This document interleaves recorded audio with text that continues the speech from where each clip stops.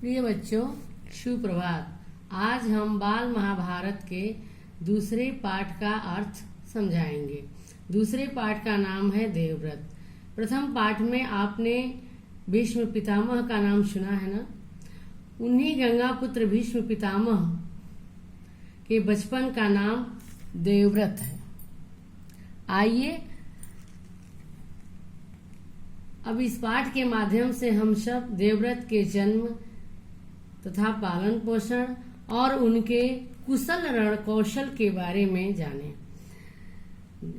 गंगा वही गंगा है जिसे हम अपना सर्वश्रेष्ठ और पवित्र नदी मानते हैं और उनकी पूजा करते हैं। वही गंगा माँ एक सुंदर लड़की का रूप धारण करके नदी के किनारे खड़ी थी। उनकी सुंदरता पर राजा शांतनु मुग्ध हो गए। गंगा जी बोली कि राजन, आपकी पत्नी होना मुझे स्वीकार है। अर्थात शांतनु ने उनके सामने शादी का प्रस्ताव रखा। तब गंगा जी ने कहा कि ठीक है राजन, आपकी पत्नी होना मुझे स्वीकार है, लेकिन इससे पहले मेरी भी शर्त है। देख लीजिए, अगर इस शर्त को आप मान लेंगे तब मैं आपसे शादी करूंगी। राजा ने कहा कि ठीक है। राजा शांतनु गंगा की जो भी शर्तें थी सारी शर्तें मानने के लिए वचनबद्ध हो गए कि ठीक है, मैं आपकी सारी शर्त मानूंगा और पूर्ण रूप से उसका पालन भी करूंगा। समय पाकर गंगा जी ने शांतनु के बहुत सारे तेजस्वी पुत्रों के जन्म दिए।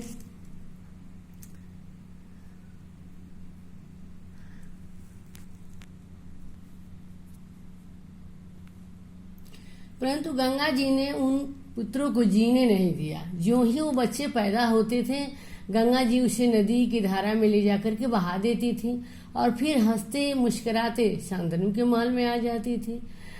उस अज्ञात सुंदरी के इस व्यवहार राजा बहुत ही आश्चर्यचकित हो जाते। आश्चर्य और क्षोभ का ठिकाना नहीं रहता। अब शांतनु तो उनको वचन दे चुके थे, इसी कारण बेचारे मन महसूस के रह जाते, लेकिन बच्चों के बहा देने के बाद उन्हें बहुत कष्ट होता था। सातों बच्चों को क्रम एक एक करके गंगा ने नदी के धारा में बहा दिया। जब 8वां बच्चा पैदा हुआ तो गंगा जी उसे भी लेकर के नदी में फेंकने के लिए जाने लगी। यह देख करके अब शांतनु बहुत परेशान हो गए। एक एक करके सातों बच्चों को गंगा ने नदी में प्रवाहित कर दिया। जब 8वां बच्चा पैदा हुआ, गंगा जी उसे भी लेकर नदी की तरफ जाने लगी। अब शांतनु से रहा नहीं गया। अब उनकी धैर्य की सीमा टूट गई। वो बोले, अरे माँ हो करके भी तुम बच्चों को बिना कारण ही मारती जा रही हो, क्या बात है? एक एक करके तुमने सातों बच्चों को मार दिया। अब 8वां बच्चा पैदा लिया है, उसे भी मारने के लिए ले जा रही हो कि हाँ, हम ले जाकर गंगा के धारा में प्रवाहित कर देंगे। यह बहुत ही गंदा व्यवहार है।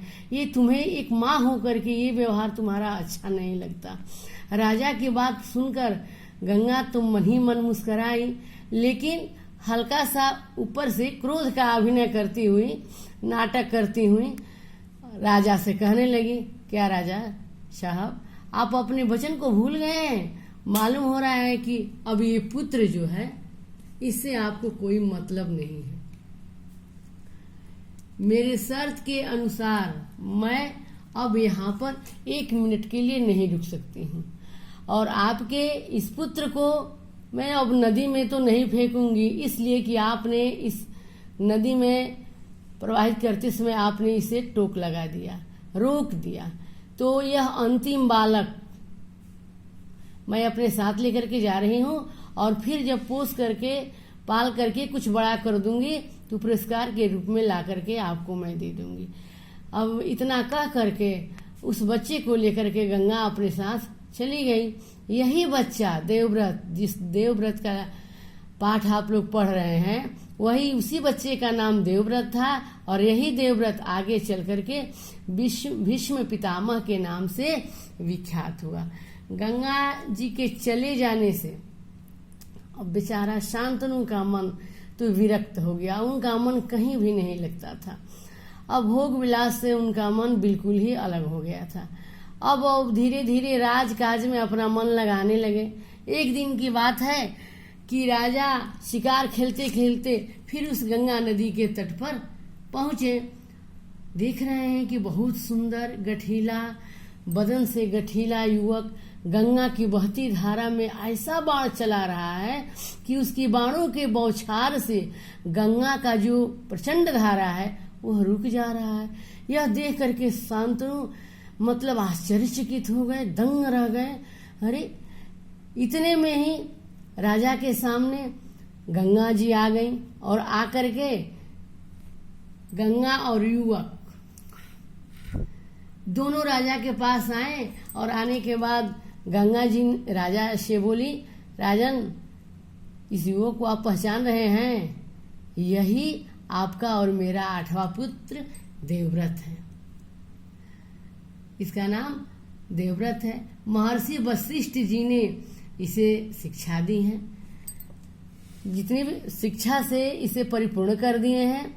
और शास्त्र ज्ञान में तो शुक्राचार्य जी ने इसे सिखाया है। जो भी शास्त्र का ज्ञान है ये शुक्राचार्य जी ने इसे सिखाया।